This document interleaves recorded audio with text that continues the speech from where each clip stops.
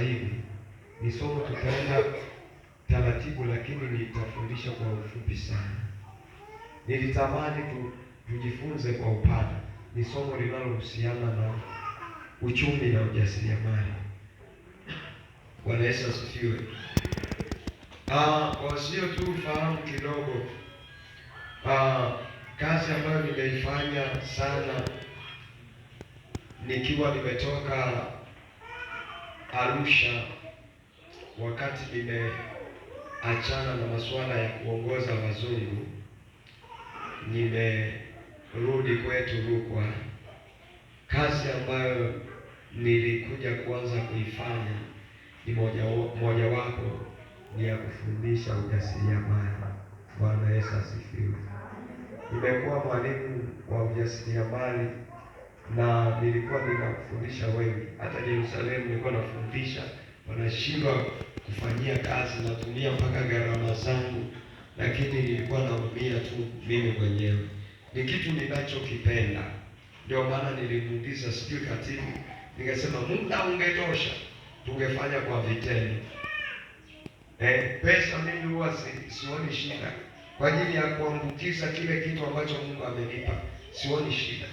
Na nilisema ya kwamba mimi hichi kitu amenipa Mungu ni mzigo kwa ajili ya kuondoa umasikini kwenye kanisa la Tanzania Assemblies of God.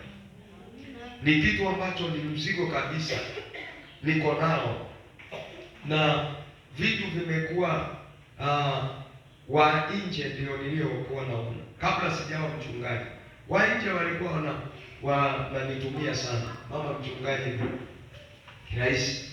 Nimefundisha, nimezunguka, nilikuwa naona nilivyokuwa nahangaika. Wakati mwingine natumia na nauli zangu, wakati mwingine naiba na hela za kulia watoto pale nyumbani, naenda kuwafundishia watu. Naenda kuwafundishia watu. Huwa tunafundisha vitu vingi sana. Nafundisha kutengeneza batiki, sabuni za mche au za kipande, lakini za maji, fundisha kutengeneza keki, vitu vingi, karanga za mayai, na vitu vingine, na hata mapishi kwa wasiojua mapishi, si ndio? Huwa ni mpishi mimi, ni chef, sawa, na nimesomea darasani, sawa. Kwa hiyo najua kabisa hii mboga leo tumekula chenyewe, na hii mboga tumekula nini.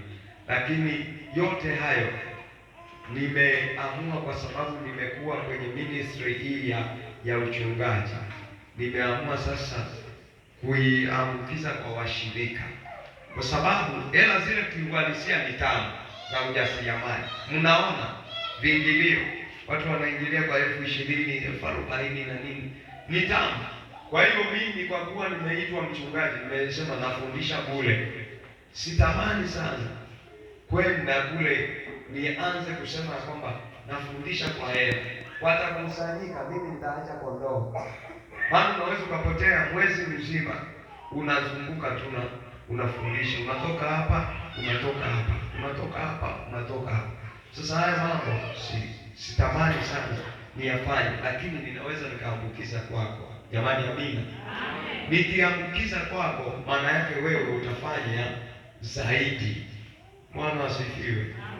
Na hiyo roho nimeiona, hata mke wangu anaendelea. Yeye mke wangu hata roho ya biashara ilikuwa haipo, lakini naona saa hizi roho imeambukizwa, anapenda sana kukaa na kuku. Bwana asifiwe. Anapenda sana kukaa na nani? Kwa hiyo na leo nikaamua kwamba ngoja tuje tuangalie jinsi ya kukaa na kuku. Bwana Yesu asifiwe. Ufugaji wa kuku. Andika hicho kipengele. Ufugaji wa kuku wa kienyeji kwa njia ya kisasa. Ufugaji wa kuku wa kienyeji kwa njia ya kisasa. Hapa naona saa hizi nijibalance, maana ningekuwa nashindwa kujibalance, lakini naona Mungu anazidi kunisaidia.